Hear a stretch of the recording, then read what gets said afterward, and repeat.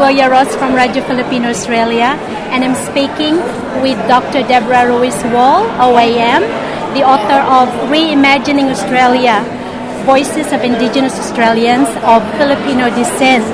And tonight, Dr. Deborah Wall is here at book launch and exhibit here at the National Film and Sound Archive at the ANU.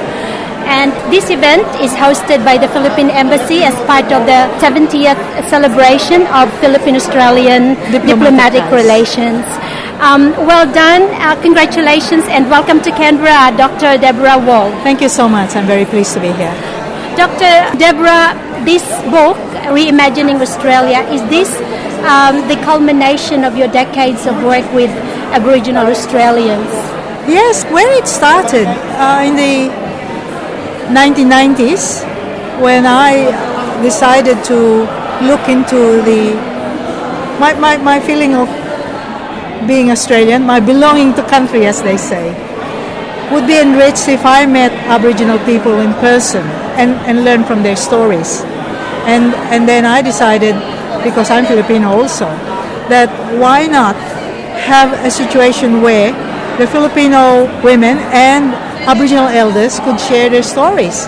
And when I did a project on that, they were amazed, because at first the Aboriginal elders saying, of course, they need to talk to us and learn from us.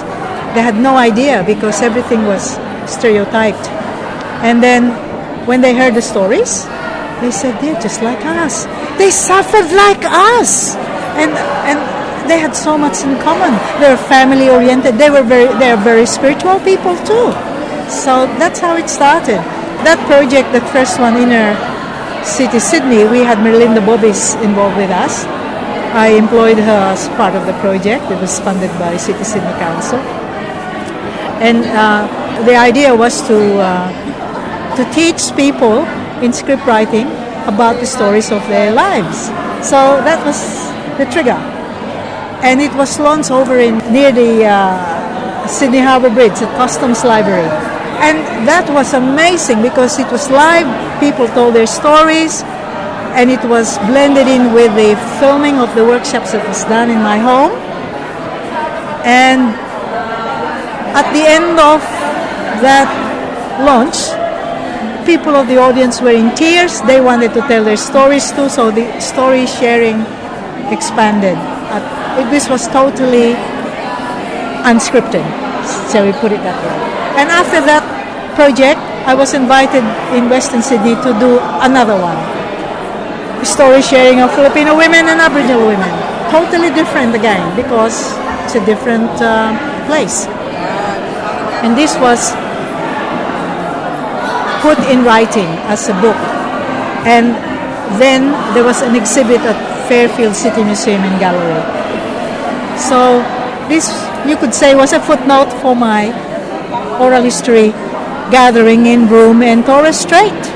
When I discovered that there were Aboriginal Australians and Torres Strait Islander people who have Filipino ancestry, and I said to myself, I can't let that pass. I've got to actually gather their stories, because this is a story that connects me and Australians and Aboriginal people.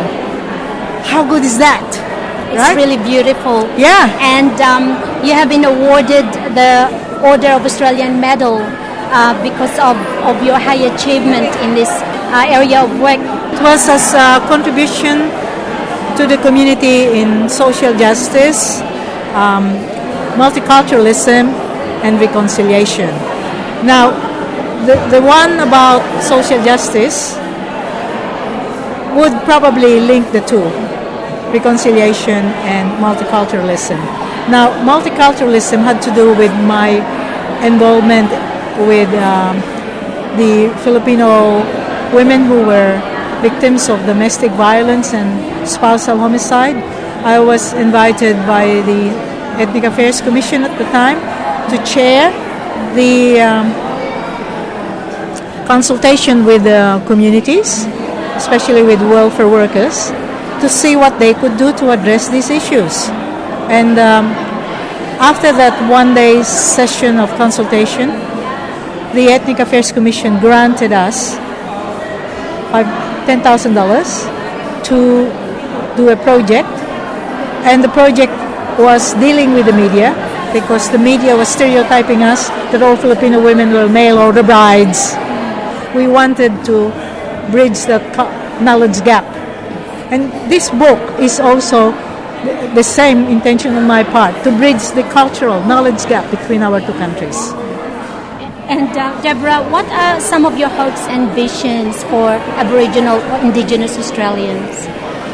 I think that they could see this as a way in which migrants and settlers who came to settle after, like Captain Cook and all these other ones who came later, would recognize their stories and how it could be a unifying thread between cultures would be really good. And I think this is a window of opportunity for broadening our minds and closing the knowledge gap. And hopefully, if there is a mind shift, there will be a closing of the gap, social and economic, in terms of the thinking of what policies are apt to employ to close the gap, really. Because we have, according to Stan Grant, over 300,000 Aboriginal Australians who are in the professions now, but the media don't seem to be highlighting that fact. So, we are all together here.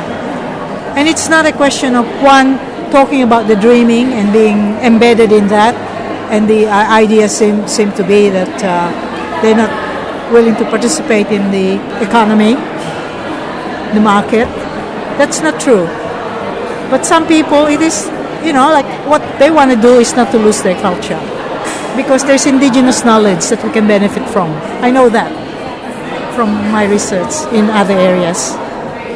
And so some economists like Professor John Altman, is talking about hybrid economy. For example, knowing where the water holes are, the source of life, survival. They know that. It was passed down knowledge. Sometimes they use different terms, scientific terms, but it's the same. In environmental science, they found out. So this is what I call a gap in the mainstream, between people, just because they don't know. And that's why, for myself, I wanted to meet people in person, because otherwise I will just be absorbing what the media tell us. And it's not enough, because that's not first-hand knowledge. First-hand knowledge is actually meeting people and getting to know them, befriending them, and then trusting us, because we can't help it. The land embraces all of us. That's the lesson we've learned from the wisdom of the Aboriginal people. We're all one. It is indeed marvelous that you have produced a book, Reimagining Australia, because this is sparsely delved into by Filipinos here in Australia, this particular interest or topic. Yes. So yes. We are very lucky that we have you to present to us. So thank you. This wonderful product will make us proud to be here too, because we've been part of Australia, the history of Australia since early on. That's thank you right. very much, Dr. Deborah Wall. Salamat din.